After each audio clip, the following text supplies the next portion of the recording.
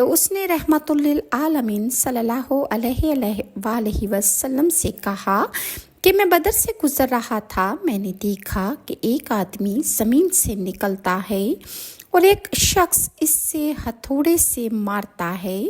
आगे आगे वो ज़मीन से निकलने वाला शख्स भाग रहा है और पीछे उसके हथौड़े वाला शख्स उसको हथौड़े मारता जा रहा है। लिहाजा पीटते पीटते वो शख्स फिर ज़मीन में गायब हो जाता है, फिर दोबारा निकलता है और फिर गायब हो जाता है।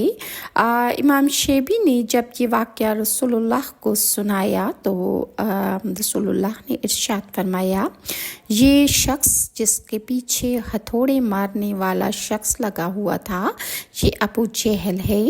अबू जहल को ये अज़ाब क़यामत तक होता रहेगा कि उसके सर पर हथौड़े पड़ते रहेंगे।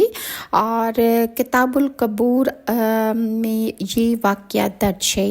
इब्ने उमर से रिवायत है कि एक दफ़ा मैं मक्का और मदीना के दरमियान अपनी सवारी पर जा रहा था, पीछे सामान बंधा हुआ था।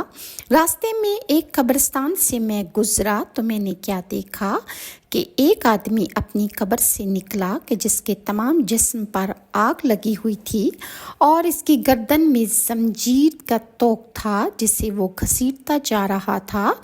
मुझे ये देखकर कहता है कि ए अब्दुल्ला, तो मुझ पर पानी छिड़क दो। यानी उसे जो आग लगी हुई थी उसकी तपिश और गर्मी से वो घबराया हुआ था और मुझसे पानी मांग रहा था। पता नहीं वो मुझे पहचानता था या अब्दुल्ला उर्फ के लिहाज से वो बोल रहा था। इतने में एक और शख्स आया और कहने लगा कि अब्दुल्ला, इस पर पानी न छिड़कना। फिर इसकी जंजीर पकड़कर और इसे घसीटता हुआ कब्र में वापस ले गया। इब्ने अबी दुनिया में ये वाक़या दर्ज है। उर्वा ने भी इसी वाक़े के साथ बयान किया है।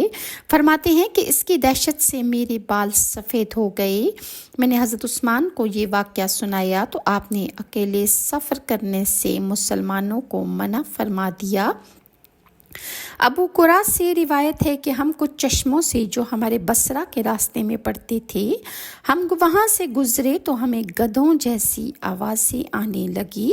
हमने लोगों से पूछा कि ये गधे की आवाज़ कहाँ से आ रही है और ये कैसी आवाज़ें हैं और ये किसकी है। तो लोगों ने हमें बताया कि एक आदमी हमारे करीब रहा करता था।